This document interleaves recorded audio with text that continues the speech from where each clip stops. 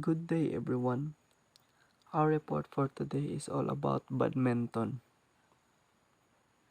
Badminton is a racket sport played by either two opposing players singles or two opposing pairs doubles, who take position on opposite halves of the rectangular court that is divided by a net. Players scores point by striking a shuttlecock with the racket so that it passes over the net and lands in their opponent's half of the court. A rally ends once the shuttlecock has struck the ground, and the shuttlecock may only be struck once by each side before it passes over the net. History of badminton. Badminton was known as in ancient times. An early form of the sport was played in ancient Greece. In Japan, the relate game Hanetsuki was played as early as the 16th century.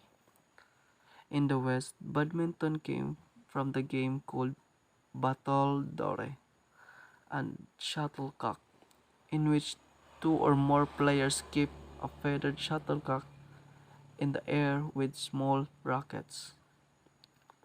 The game was called Puna in the India during the 18th century, and British Army officers stationed there to a competitive Indian version back to England in 1860s, where it was played at country houses as an upper class amusement.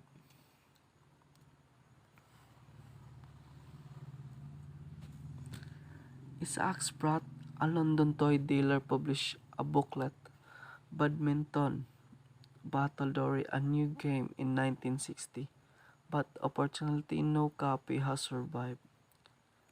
The new sport was definitively launched in 1873 at the Badminton House, Gloucestershire, owned by the Duke of Beaufort. During the time that the game was referred to as the game of badminton, and the game's official name became badminton.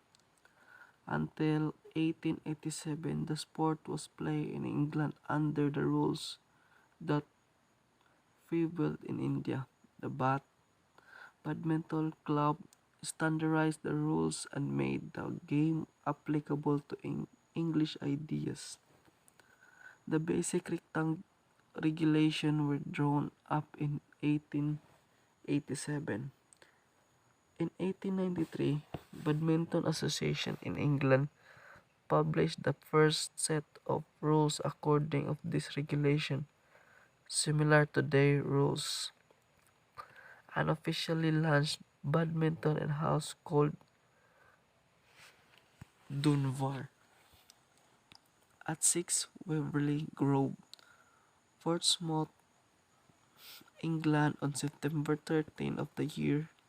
They also started All England Open Badminton Championships, the first badminton competition in the world, in 1899. The International Badminton Federation, or IBF, known as a Badminton World Federation, was established in 1934 with Canada, Denmark, England, France, the Netherlands, Ireland, and New Zealand, Scotland, and Wales and its founding members. India joined as a affiliate in 1936. The WWF now governs international badminton and develops the sports globally. While originated, the England International Badminton has traditionally been dominated by a few Asian countries, plus Denmark. From Europe, China, Indonesia, South Korea, and Malaysia are among the nations that have consistently produced world-class players in the past few decades and dominated competition at the international level, with, the, with China being the most dominant in the recent years.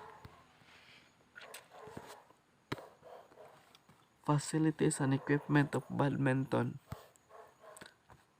First one is a racket. The badminton racket is one of the most important tools a player has in the game.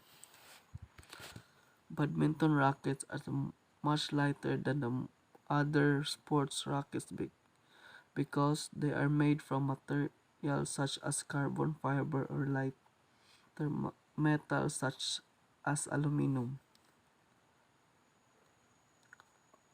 Parts of the racket includes the head, throat, shaft, and handle with a maximum length of 27.77 inches with a width of 9 inches. A string that are strung across the opening of the racket in a checkerboard pattern which acts as a heating surface. Badminton rackets can vary widely in cost depending on whether they are purchased as a part of basic backyards or set or as more expensive professional models. Shuttlecock. The badminton shuttlecock, also referred to as a shuttle or birdie, acts similarly to the ball in other racket sports. However, the design of the birdie creates more drag as it is propelled through the air due its feathered shape. The shuttlecock is made up of a cone shape with a hard cork at its tip. Shuttlecocks can be made from variety of materials. More expensive models are actually made from feathers, and less expensive models are made from plastic feathers. The shuttle has 16 feathers attached to the base, and the length of the feathers range between 2.44 and 2.75 inches.